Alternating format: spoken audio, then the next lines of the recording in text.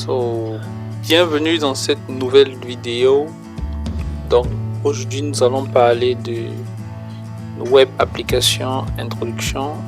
Justement c'est un test, un test de notre API avant justement la programmation. Donc avant justement d'introduire notre projet, il est important que nous testons d'abord IntelliJ pour voir justement que cela fonctionne et tout. Donc sans plus tarder, nous allons nous lancer. Donc j'espère que chacun a pu télécharger son IntelliJ et que le POM file a été très bien configuré. J'espère que vous n'avez pas eu de problème. Donc si aussi bien même il y en a une, alors n'oubliez pas de m'écrire.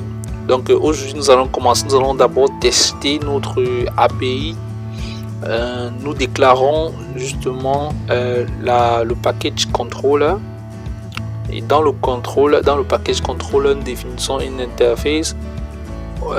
Que fait une interface? Pourquoi est-ce qu'une interface c'est le dossier ou bien la classe qui est censée contenir toutes les méthodes qu'un utilisateur peut en avoir besoin, toutes les méthodes et non l'implémentation.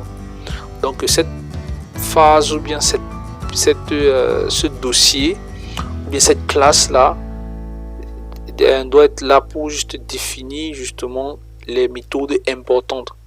Donc pour cela vous voyez bien request mapping. Request mapping c'est pour identifier un IntelliJ pour que regarde que cette classe interface ça représente le contrôleur, ça représente le route, comme on dit, voilà, où est-ce que justement ça doit passer d'abord en premier lieu. Donc j'ai écrit movies backend, donc on va mettre un URL du genre localhost 8080 / movies backend. Et que vient ensuite? La méthode test status justement qui pour voir si vraiment notre URL fonctionne à merveille. Donc une fois que c'est fait, nous allons maintenant définir la classe correspondante API Movie API implémentation qui va implémenter justement notre API que nous avons défini en haut. Donc avec IntelliJ nous allons générer justement cette méthode là. Nous n'aurons plus à l'écrire de façon détaillée. N'oubliez pas REST controller, c'est cette annotation de Spring Boot. C'est ceci qui nous aide à reconnaître que cela c'est un contrôleur, que cette classe est un contrôleur. Donc juste pour tester, nous avons mis retourner API movies backend work. Tout simplement, vous pouvez écrire comme ce que vous voulez. L'important c'est juste de tester que pour n'importe quelle URL qu'on définit, si vraiment notre backend va retourner cette valeur là en fait. Donc c'est juste pour tester. Donc nous exécutons notre programme. Et comment est-ce que nous allons tester? Justement via l'utilisation de Postman. Si vous n'avez pas encore téléchargé Postman, c'est l'occasion encore de le télécharger maintenant. Vous écrivez tout simplement dans un navigateur download Postman. Donc vous téléchargez cela dans votre ordinateur et vous aurez Postman disponible. Donc Postman c'est l'outil par excellence, ou plutôt le plus répandu pour tester le backend. C'est justement cet outil qui nous permet, lorsqu'on donne un URL, d'avoir les données à travers, enfin tout dépend justement de notre programmation. Donc c'est là-bas qu'on va tester par exemple le get, le put, le post et le delete. Donc c'est justement un outil vraiment très important pour le développement d'un backend. Donc nous avons exécuté notre programme et voilà, nous attendons que mon ordinateur un peu est lent, désolé.